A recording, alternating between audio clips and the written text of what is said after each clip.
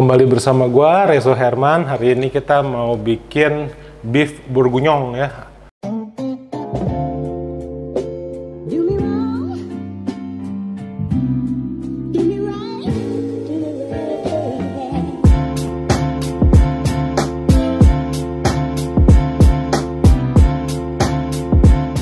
Susah banget namanya bourguignon ya.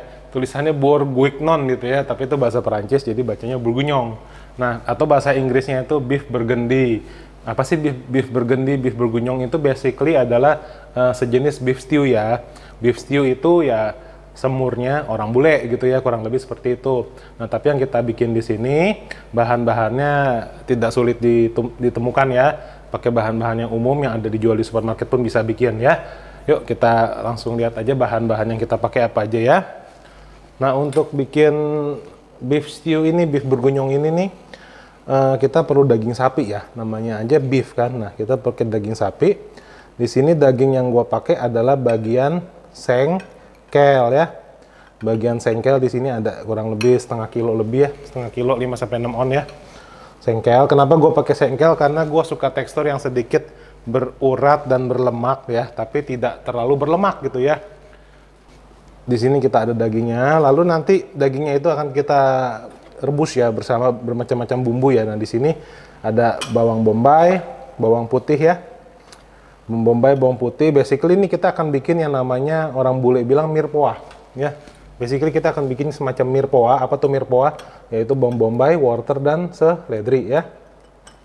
Di sini gua ada pakai wortel 2 biji gede-gede ya, karena nanti wortelnya mau gua makan ya. Wortel gede-gede 2 biji udah dikupas. Di sini ada seledri ya.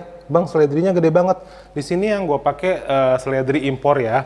Kenapa pakai seledri impor? Karena di sini gua mau rasa seledrinya itu bener-bener keluar, masuk ke dalam, ke infuse ke dalam kuah stewnya ya, atau kuah semurnya ini gitu loh. Jadi kalau pakai yang lokal kan kurus-kurus banget.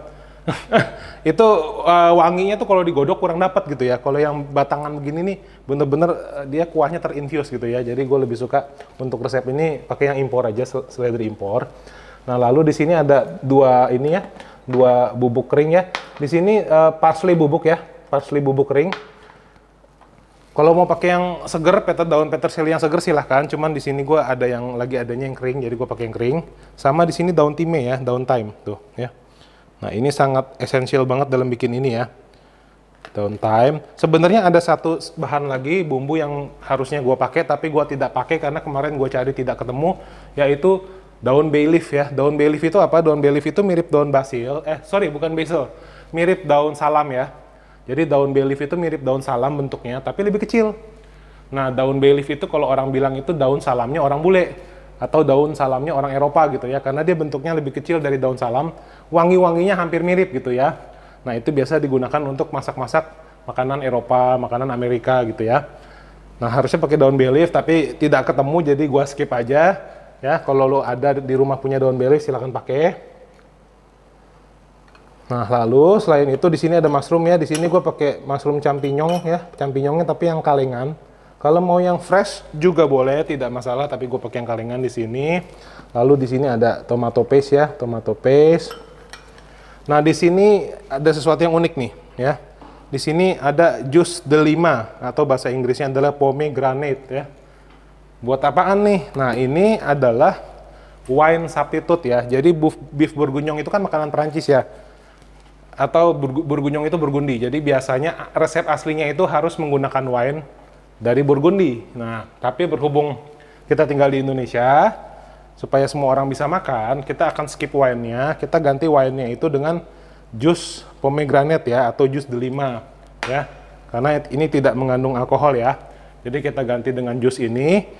Rasanya gimana Bang? Ya, pasti ada sedikit berbeda, cuman oke lah, masih acceptable menurut gue gitu ya.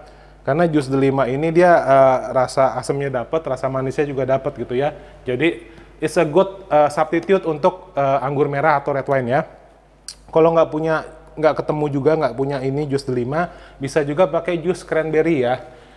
Cranberry juice juga bisa dipakai untuk red wine substitute dalam masakan-masakan bule seperti ini ya. Oke. Lalu di sini kita ada tepungnya. Nanti ini tepungnya kita pakai untuk ngendelin kuah stewnya. Sama di sini ada kentang. Nanti kita akan bikin mashed potato ya, mashed potato, pakai kentang, butter, susu, sama sedikit garlic. Nah ini hampir ketinggalan ya. Gua keluarin dulu garlicnya ya. Ini garlicnya ketinggalan tadi nih ya. Sama sedikit garlic ya. Jadi kita akan bikin garlic mashed potato. Dimana simple banget, cuman kentang, bawang, butter sama nanti sama susu ya. Itu simple banget. Oke. Daripada kelamaan gua ngomong terus, lebih baik kita langsung bikin aja yuk. Oke. Nah, pertama ini wajan panas ya. Gua kasih minyak dulu sedikit ya. Oke. Kita tunggu bener-bener minyaknya panas ya. Kita tunggu minyaknya sampai panas ya. Lalu kita akan sear atau coklatin, bikin coklat si dagingnya. Nah, ini tekniknya teknik bule banget nih ya. Jadi kalau buat orang Indonesia atau orang Asia kok agak aneh gitu ya, tapi ya tekniknya memang seperti ini ya. Jadi minyaknya panas. Oke, langsung aja kita masukin ya. Ya, kita masukin dulu. Kalau kebanyakan, masukin aja dulu setengah ya. Nanti setengah lagi nyusul ya. Oke, nah ya. Ini kita sear dulu ya. Kita sear sampai dagingnya itu bener-bener coklat gitu ya. Sampai dagingnya coklat gitu ya. Dagingnya nggak dimarinasi? Enggak. Jadi kita sear aja langsung. Di sear itu maksudnya digoreng sedikit dengan sedikit minyak ya. Nah ya, ini udah mulai coklat ya. Udah di sear sampai coklat gini. Nih gua angkat dulu ya. Gua angkat dulu.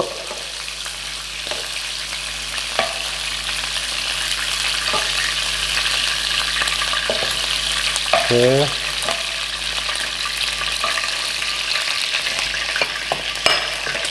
Nah, ya. Sisanya gue masukin ya. Nah, ini kalau lu notice ya, ini minyaknya sedikit bertambah ya. Kok bang minyaknya banyak banget? Ini minyaknya bertambah dari si minyak dagingnya ya. Jadi lemak dagingnya dia cair gitu loh ya. Dan itu enak banget jujur ya. Lemak dagingnya cair nih tuh ya.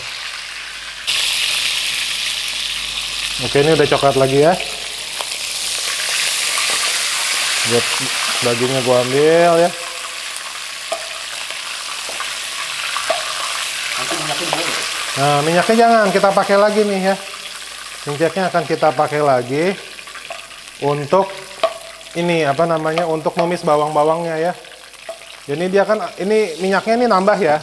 Minyaknya itu nambah banyak karena lemak dari dagingnya mencair ya. Dan itu enak gitu loh. Ini jangan dibuang. Nah, ini kita pakai langsung buat numis bawangnya nih ya. Jas, waduh ya. Mantep nih. Bawang bombay. Bawang putih. Ya. Oke.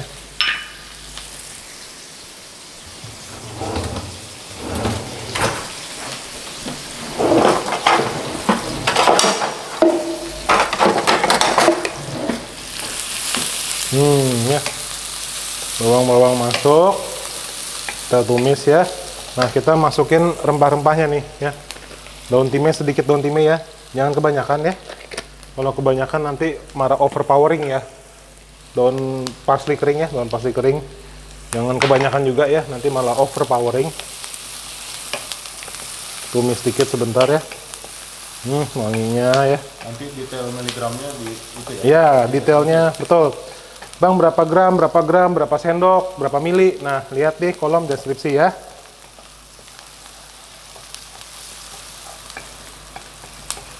Oke, ini udah mulai coklat ya. Udah mulai coklat. Nah, nextnya apa? Nextnya kita masukin lagi dagingnya ya. Nah, kita balikin lagi nih. Ya. Kita balikin lagi. Oke. Nah, ini ada tepung ya, sedikit tepung terigu ya. Kita masukin tepung terigunya. Kenapa pakai tepung terigu? Supaya nanti dia ngental ya. Karena kalau nanti kita nggak pakai tepung terigu, dia nggak bisa ngental ya. Kita kan nanti pengen saus kuahnya itu agak kental ya. Jadi pakai sagu bisa nggak? nggak bisa, jangan. Dia harus tepung terigu. Jangan pakai sagu ya? Jangan, pakai terigu aja. Terlalu ekstrim ya? Ekstrim, jangan. Terjadi Chinese food ya. Ya. Jadi pakai terigu aja ya, pakai tepung terigu aja. Ya. terigu protein apa bang? Bebas ya, ini cuma buat ngentelin kuah. Lu mau pakai protein rendah, tinggi, sedang, sama aja. Semi mawon ya. Nah kita masak bentar ya, kita masak bentar biar tepungnya, bau tepungnya tuh hilang ya. Bau tepung mentahnya tuh hilang, kita masak sebentar. Nah, oke. Nah ini udah ya, udah mulai hilang, udah mulai matang. Kita tambahin ini ya, ininya apa? Jusnya ya. Nah ini ya, pomegranate juice nih.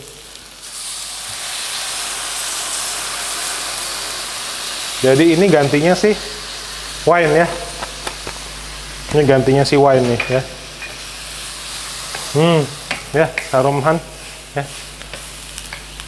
Cuman bedanya apa? Bedanya itu kalau pomegranate sauce itu kan dia pomegranate sauce jus pomegranate atau jus delima itu kan udah agak manis ya.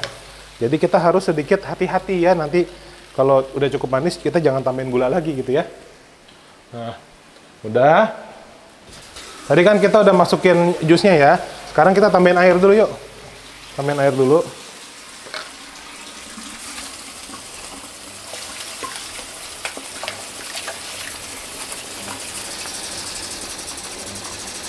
Nah ya, kita tambahin air ya. Jadi kita pakai jus delima sama pakai air ya. Ada orang suka pakaiin, bang, gue punya daging kaldu sapi, daging kaldu ayam, boleh nggak? Boleh. Kalau punya boleh silahkan. Cuman kalau gue di sini pakai air aja, karena nanti kita akan dapat kaldunya itu dari si dagingnya ya. Dagingnya kan kita rebus 2 jam nih, dia akan mengeluarkan kaldu dengan sendirinya gitu ya. Jadi pakai airnya cukup. Nanti biarkan kaldu dari dagingnya ini yang keluar ya. Kita didihin dulu. Kalau udah mendidih kita masukin lagi yang lain ya. Nah ini udah mendidih ya, lo lihat kan tuh ya, pinggirnya udah mendidih. Kita masukin tomato pastenya ya, tomato paste atau pasta tomat ya, yang biasa buat bikin saus-saus spaghetti, buat bikin apa namanya, bolognese ya. Kita pakein tomato pastenya. Nah, lalu masukin apa lagi nih? Kita masukin lada hitam bubuknya ya. Ada hitam bubuknya. Lalu kita masukin apa? Nah ini ya si ininya ya, mirepoix atau bokeh garninya nih ya. Jadi kita masukin wortelnya gede-gede aja, nggak apa-apa. Nanti kalau udah matang baru kita potong ya. Sama seledri. Seledri ini akan kita rebus, tapi kita tidak akan makan gitu ya. Nanti akan gue buang ini. Setelah kita rebus nanti akan gue buang ya. Hanya untuk rasa aromatik ya. Tapi kalau mau dimakan sih sebenarnya nggak masalah. Cuman gue kurang suka ya. Oke. Nah, ini akan gue diemin dulu ya. Akan gue diemin dulu kurang lebih selama api kecil ya. Akan kita masak selama 1,5 jam sampai 2 jam. Terakhir ya, gue akan tambahin sedikit ini ya, penyedap sapi ya, beef powder ya. Tambahin beef powder dikit ya. Jangan terlalu banyak, nanti malah asin. Cukupnya aja. Oke.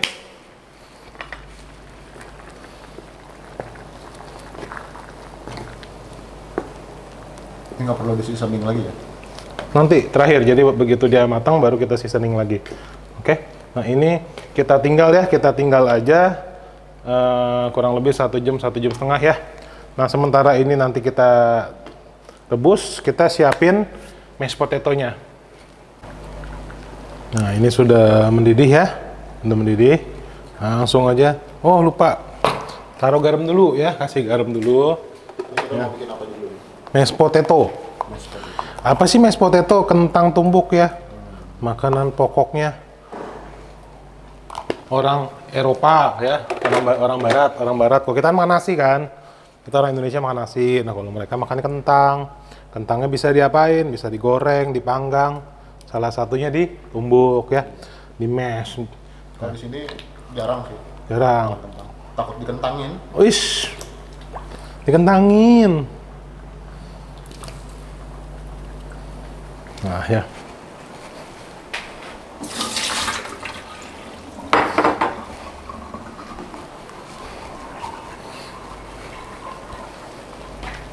Lo tau nggak kentang apa yang lucu? Mas Rul, tau nggak kentang apa yang lucu? Kentang kamu. Kentang kamu, apa tuh? Kentang kamu. Oh, tentang kamu.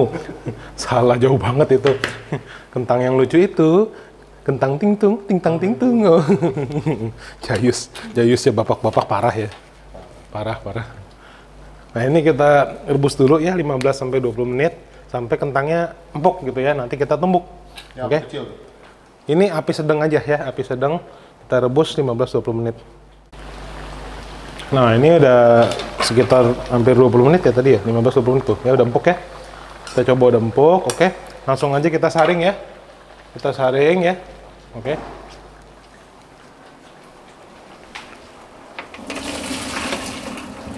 Nah, kita saring ya. Oke. Nah, kita masukin lagi kemari ya. Oke, nah ini kan udah empuk ya. Ini akan langsung gua tumbuk aja di sini ya. Kalau mau pakai baskom, tumbuk di baskom silahkan ya. Ini kan jujur ini kan teflon ya, sebenarnya nggak boleh begini ya. Cuman gua menghemat cucian ya daripada gua harus ambil baskom. Ambil baskom, kotorin baskom lagi, cuci lagi. Jadi gua langsung aja di wajan gua giniin ya. Kan empuk kan ya, empuk sekali ya. Kita mash gini ya, tuh ya. Kalau nggak punya masher kayak gini gimana bang? Kentangnya lu pindahin aja ke baskom, pakai ulekan, ya, pakai ulekan, cobek, ulekan pasti punya dong. Ya, kalau nggak punya potato masher bisa pakai yang lain ya. Oke, nah sekarang gua akan tambahin susu ya.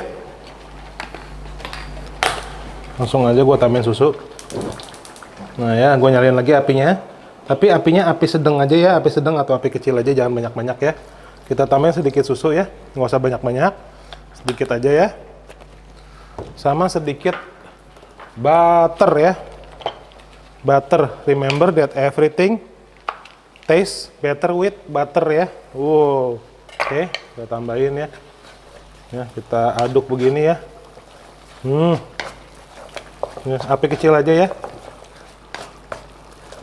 Kalau bang, gue suka mashed potato yang bener-bener halus. Kalau mau yang bener-bener halus, pakai yang namanya alat itu ya, potato presser ya. Jadi kentangnya itu dimasukin ke dalam alat terus diteken. Nah jadi dia bener-bener halus. Atau boleh juga kalau mau lebih halus pakai food processor ya, kentangnya lebih halus. Cuman kalau gua sih begini aja udah oke lah ya. Kalau gua ya lebih cangki-cangki dikit makan mashed potato nggak apa-apa ya. Kita kan punya gigi toh. Manusia kan punya gigi toh. Jadi nggak masalah. Nah, mashed potato ini kita kasih sedikit garam ya. Karena dia kan tidak asin nih. Ini butternya unsalted ya. Unsalted itu berarti tidak asin ya. Jadi harus gue tambahkan garam lagi ya. Gue tambahkan garam sedikit ya. Gue tidak memakai lada ya. Jadi kalau bikin mashed potato itu lada hitam itu atau lada bubuk itu optional ya. Nggak selalu harus pakai lada ya bikin mashed potato gitu ya. Ya, nah ini oke. Ini adalah mashed potato ya. Ya, jadi kan mudah sekali ya. Mashed potato kita cobain dulu. Pakai tangan kanan ya.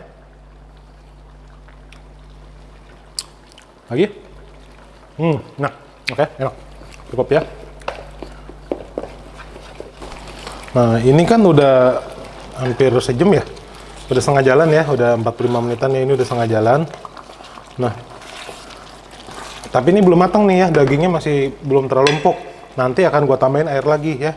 Nah, sementara udah hampir 45 menit nih ya. Ini gua angkat aja dulu ya sayurnya ya, biar nggak terlalu lodo ya. Nah, seledri ini kalau suka dimakan, silahkan makan potong. Tapi kalau tidak suka, ya, kayak gua, akan gua buang. Jadi gua hanya ambil untuk rasanya ya. Sedangkan wortelnya akan gue simpen. Kalau wortelnya gue pakai ya, wortelnya gue akan pakai untuk makan ya. Nah ini nanti kita bilas ya. Nanti ini akan kita bilas, kita bersihin, wortelnya kita pakai. Nah ini akan gue tambahin air lagi ya, karena ini baru setengah jalan ya.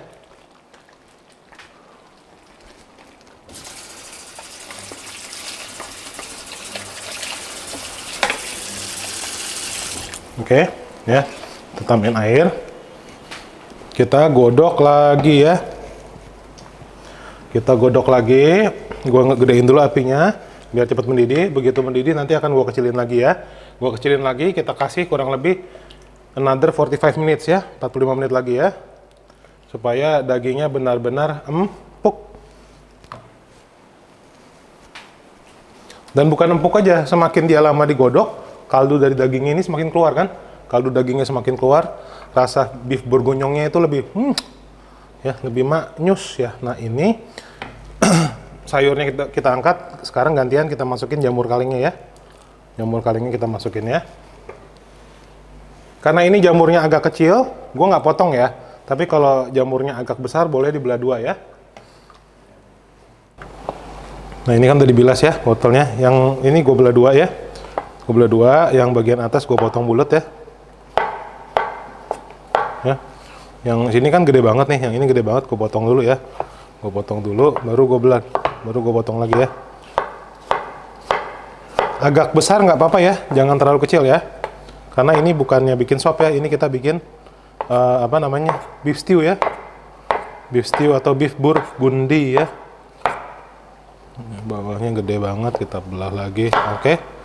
Nah ya, ini kan udah matang ya, ini udah matang dan masih agak hangat nih. Nanti akan gua rendam air dulu ya, gua rendam air. Nanti kalau dagingnya sudah empuk, nanti ini wortelnya kita masukin lagi ke dalam beef stew-nya, oke? Ini dagingnya udah kita godok lagi ya, udah 1,5 jam ya. Waduh, ini udah mulai nyusut lagi kan, tadi kan kita udah isi air lagi kan, kita udah isiin lagi, kita susutin lagi. Nah, waduh ya, mantep banget wanginya ya. Ini dagingnya tadi udah gue cobain satu, udah empuk. Nah, kita masukin lagi nih wortel kita tadi ya. Nih, wortel kita tadi masukin lagi ya. Wortel yang tadi udah matang nih, yang kita udah rebus, masukin lagi. Cakep ya. Nah ya, ini akan gua godok lagi ya, sekitar 3-5 menit. Supaya sedikit aja lebih kental ya. Ini kuahnya udah mulai agak ngental, sedikit lagi lebih kental ya. Oke. Nah, ini kita cobain dulu ya. Kurang apa ya? Takutnya kurang asin. Tadi sih gue udah cobain, cuman takutnya rasanya berubah gitu kan. Oke, boleh tambahin sedikit garam ya.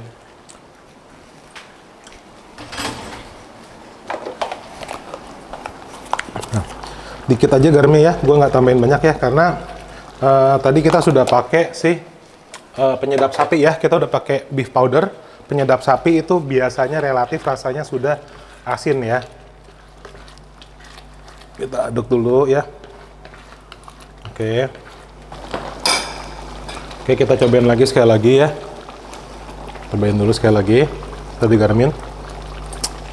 Oke, sudah cukup ya, sudah cukup enak. Oke. Nah, ini sudah ready untuk plating ya. Ini juga udah kental ya. Oke, ini udah matang, udah enak. Kita tinggal plating. Nah ya, ini kita langsung cetak aja ya mashed potato-nya ya. Udah oke ya, cakep ya. Kita kasih 2 mashed potato-nya ya. Kita kasih 2 biji ya. Kalau suka lebih banyak silahkan ya. Oke, kita kasih 2 dulu. Nah, lanjut kita tuang si beef bourguignonnya ya. Beef burgundinya kita tuang.